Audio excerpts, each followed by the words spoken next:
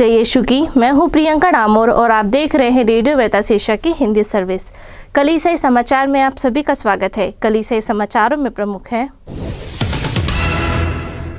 Wisdom calls Bangkok में धार्मिक बहनों के लिए सिग्नीस एशिया द्वारा मीडिया कार्यशाला आयोजित। छत्तीसगढ़ में आस्था के कारण ईसाई परिवार पर हमला। मणिपुर में जानलेवा हमले के बाद धार्मिक नेताओं ने इंसाफ की मांग की। कैथलिक पुरोहित की संस्कृत फिल्म को मिली बड़ी अंतर्राष्ट्रीय पहचान। भारतीय कलीसिया बढ़ते उत्पीड़न से लड़ने के लिए एकजुट हुई। पॉलिन सिस्टर ने टेक्नोलॉजी की जिम्मेदार इस्तेमाल को बढ़ावा देने के लिए एआई वर्कशॉप आयोजित किया। डाल्टागंज धर्म प्रांत के लिए 4 उपयाजकों का पुरोहिताभिषेक। सदियों पुरानी होली क्रॉस उत्सव गोवा के तटीय समुदाय को एक साथ लाता है। गोवा में आस्था से प्रेरित पाठ्यक्रम ने पर्यावरण संरक्षण के लिए कार्यवाही को बढ़ावा दिया। अब जानते हैं समाचार विस्तार से। विजडम कॉल्स बैंकॉक में धार्मिक बहनों के लिए सिग्नीस एशिया द्वारा मीडिया कार्यशाला आयोजित। सिग्नीस एशिया द्वारा विजडम कॉल शीर्षक से 8 से 9 मई को बैंकॉक में मीडिया और संचार सेवा से जुड़ी धार्मिक बहनों के लिए 2 दिवसीय कार्यशाला आयोजित की गई। इस कार्यशाला में एशिया के 9 देशों Indonesia, Philippines, Malaysia, Thailand, Bharat, Timor Leste, Vietnam, Cambodia और ताइवान से 12 प्रतिभागियों ने भाग लिया। यह कार्यशाला एक गहन प्रशिक्षण कार्यक्रम था जिसका उद्देश्य धार्मिक बहनों को अपनी मिशन संबंधी कहानियों को मुख्य धारा के मीडिया तक पहुंचाने में सहायता प्रदान करना था।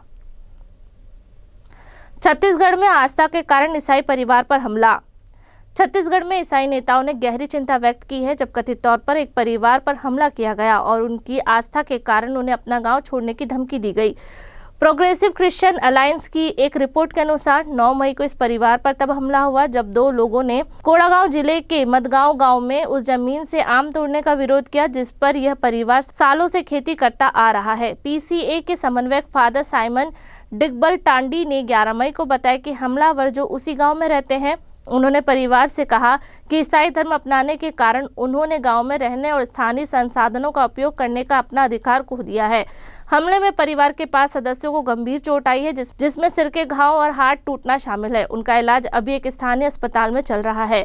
पीसीए की रिपोर्ट में बताया गया है कि पिछले कुछ महीनों से इस परिवार को डराया धमकाया जा रहा था। कथित तौर पर गांव की बैठकों के दौरान उन्हें अपमानित किया गया और उन्हें कहा गया कि वे ईसाई धर्म छोड़ दे वरना उन्हें गाँव से निकाल दिया जाएगा, उनकी जमीन छीन ली जाएगी और यहाँ तक कि उन्हें जान से मारने की धमकियां भी दी गई।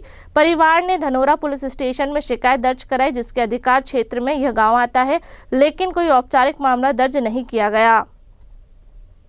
मणिपुर में जानलेवा हमले के बाद धार्मिक नेताओं ने इंसाफ की मांग की। मणिपुर में थाडू बैप्टिस्ट एसोसिएशन के चर्च नेताओं को ले जा रही गाड़ियों पर बंदूकधारियों ने हमले के बाद जिसमें कई पास्टर मारे गए और दूसरे गंभीर रूप से घायल हो गए। इम्फाल के कैथलिक आर्चबिशप ल्यूनिस नेली ने बुधवार को शांति और सुलह से दिल से अपील की।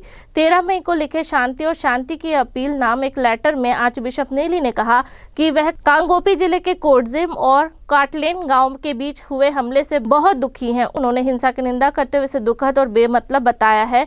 समुदाय से शांति और भरोसा बहाल करने के लिए समझदारी और निष्पक्षता से काम करने का आग्रह किया। नीली ने लिखा, हमें बातचीत, माफी, सुलह और संयम अपनाना चाहिए और उन्होंने कहा चर्च मणिपुर से आराम, इलाज और हमेशा रहने वाली शांति के लिए प्रार्थना करता है।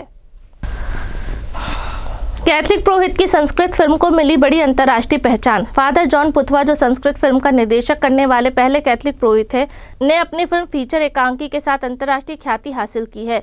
इस फिल्म को ताणवेकर इंटरनेशनल फिल्म अवार्ड में सर्वश्रेष्ठ भारतीय फीचर फिल्म का नाम दिया गया जो इसे मिले कई सम्मानों में से एक है। इसमें फिल्म क्रिटिक्स अवार्ड भी शामिल है। पुथवा फिल्म्स के बैनर तले बनी एकांकी का निर्देशक और निर्माण फादर पुथवा ने ही किया था। इसकी कहानी और पटकथा प्रसाद परमपुर ने लिखी थी जबकि संस्कृत रूपांतरण अयमपूजा हरिकुमार ने किया था। संस्कृत और संस्कृति के उद्गम स्थल कलाड़ी में फिल्माई गई यह मूवी भारत की पहली ऐसी संस्कृत फिल्म है जिसमें केवल एक ही पात्र है। इसकी कहानी तिरुनारमपुरम वासुदेव नाम के एक कलाकार के इर्द गिर्द घूमती है। भारतीय कलीसिया बढ़ते उत्पीड़न से लड़ने के लिए एकजुट हुई। अलग अलग संप्रदायों के भारतीय चर्च नेताओं ने पूरे देश में ईसाइयों पर बढ़ते उत्पीड़न से एकजुट होकर लड़ने के लिए national federation of church in India शुरू किया है। इस फेडरेशन की शुरुआत 8 मई को बेंगलोर में हुई चौथी राष्ट्रीय इमैनुअल बिशप फेलोशिप मीटिंग में की गई। बेंगलोर दक्षिण भारतीय राज्य कर्नाटक की राजधानी है। इस मीटिंग में कैथलिक, प्रोटेस्टेंट, इवेंजेलिकल और अन्य ईसाई संप्रदायों के 45 बिशप, चर्च प्रमुख और प्रतिनिधि शामिल हुए। हैदराबाद के कार्डिनल एंथनी पुला, जो Catholic bishop conference of India के अध्यक्ष हैं, इस नए बने NFCI के चेयरमैन होंगे। Evangelical good shepherd church in India के अध्यक्ष और ऑल इंडिया क्रिश्चियन काउंसिल के अध्यक्ष आर्च बिशप जोसेफ डिसूजा, पालक के बिशप मार जोसेफ कलारगट और CBCI के संवाद कार्यालय के एक्यूमिज्म डेस्क के चेयरमैन हैं और चर्च ऑफ साउथ इंडिया के कर्नाटक सेंट्रल डायसिस के Protestant bishop Vincent Vinod Kumar इसके संयोजक होंगे। पॉलिन सिस्टर ने टेक्नोलॉजी के जिम्मेदार इस्तेमाल को बढ़ावा देने के लिए AI वर्कशॉप आयोजित की।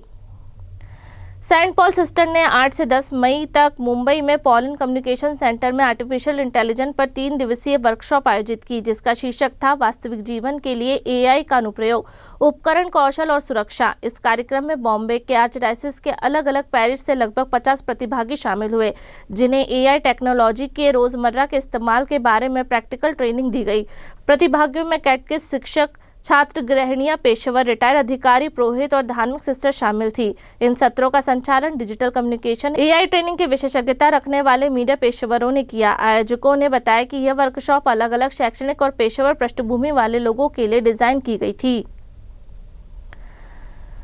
डाल्टागंज धर्म प्रांत के लिए 4 उपयाजकों का पुरोहिताभिषेक। डाल्टागंज धर्म प्रांत के लिए सोमवार 11 मई का दिन एक कृपा और खुशी का दिन रहा, जब माननीय बिशप थियोडोर ने गोड़गांव पल्ली में 4 उपयाजकों का पुरोहिताभिषेक संपन्न किया। डाल्टागंज के माननीय धर्माध्यक्ष थियोडोर ने सोमवार को गोड़गांव के पवित्र परिवार पल्ली में father Ajit Kujur, father Birbal Kujur, father Sameer Tigga और फादर संजीवन खाका का पावन पुरोहिताभिषेक संपन्न किया।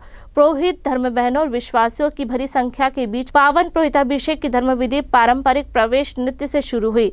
श्रद्धेय फादर अशोक नगैसिया ने भी सभी का गर्मजोशी से स्वागत किया। मुख्य अनुष्ठान माननीय धर्माध्यक्ष थियोडोर पवित्र मिस्सा के दौरान अपने प्रवचन में पुरोहिताई के कार्यों का अर्थ समझाया। उन्होंने कहा कि प्रभु अपने सेवकों को जन्म से पहले ही बुलाते हैं और पवित्र करते हैं। सदियों पुरानी होली क्रॉस उत्सव गोवा के तटीय समुदाय को एक साथ लाता है। गोवा में स्थित एक तटीय गोवा पालोलम के निवासियों ने 10 मई को होली क्रॉस चैपल का वार्षिक उत्सव मनाया। यह परंपरा एक ऐसे क्रॉस से जुड़ी है जिसके बारे में माना जाता है कि इसे 300 साल से भी पहले स्थानीय मछुआरों ने खोजा था। दक्षिण गोवा के कनाकोना में स्थित पालोलम को भारत के पश्चिमी तट पर मछली पकड़ने और पर्यटक के केंद्र के रूप में जाना जाता है। अरब सागर के नज़ारे वाला होली क्रॉस चैपल स्थानीय समुदाय के लिए एक महत्वपूर्ण धार्मिक और सांस्कृतिक स्थल बना हुआ है। यह उत्सव 6 दिनों तक चली नोवेना और सामुदायिक तैयारी के बाद मनाया गया। निवासियों ने चैपल को फूलों से सजाया और उत्सव से जुड़ी शोभा यात्रा तथा धार्मिक अनुष्ठान आयोजित किए। स्थानीय निवासी निविति विवेदी डीसा के अनुसार मौखिक परंपरा यह बताती है कि कई सदियों पहले तेज लहरों के साथ बहकर किनारे पर आए एक क्रॉस को मछुआरों ने खोजा था। विभिन्न धार्मिक समुदाय के ग्रामीणों ने मिलकर उस क्रॉस को समुद्र तट से ले जाने में मदद की और उसे किनारे के पास स्थापित किया, जहां बाद में वह स्थानीय लोगों की आस्था का केंद्र बन गया। गोवा में आस्था से प्रेरित पाठ्यक्रम ने पर्यावरण संरक्षण के लिए कार्यवाही को बढ़ावा दिया। गोवा में ग्रीन गार्डियन सर्टिफिकेट कोर्स के प्रतिभागियों ने आध्यात्मिकता, पर्यावरण जागरूकता और व्यवहारिक कार्यों को मिलकर सृष्टि की देखभाल के प्रति हार्दिक प्रतिबद्धता व्यक्त की। यह पाठ्यक्रम लादौतो सी से प्रेरित एक आस्था प्रेरित आंदोलन था। ग्रीन गार्डियन सर्टिफिकेट कोर्स, जिसका विषय था पारिस्थितिक रूपांतरण का एक उपवास मार्ग था, 9 मई को चिकलिम के सेंट फ्रांसिस जेवियर चर्च में एक समापन समारोह के साथ समाप्त हुआ, जिसमें पर्यावरण जागरूकता और आस्था प्रेरित जलवायु कार्यवाही का जश्न मनाया गया। सलेशन सिस्टर द्वारा डायसेशन कमीशन फॉर इकोलॉजी के सहयोग से आयोजित इस कार्यक्रम में गोवा और आसपास के क्षेत्रों से 115 प्रतिभागियों ने भाग लिया। इसी के साथ कलिसियाई समाचार समाप्त हुए। अगली बार फिर मुलाकात होगी नई खबरों के साथ। नमस्कार। रेडियो वेरितास एशिया आपके लिए लेकर आए हैं RVA mobile app. RVA mobile app पर हमारे विभिन्न प्रकार के कार्यक्रमों का लाभ लें, हमसे जुड़े और एशियाई ईसाईयत की आवाज का हिस्सा बने। आज ही ऐप स्टोर एवं प्ले स्टोर से RVA मोबाइल ऐप डाउनलोड करें।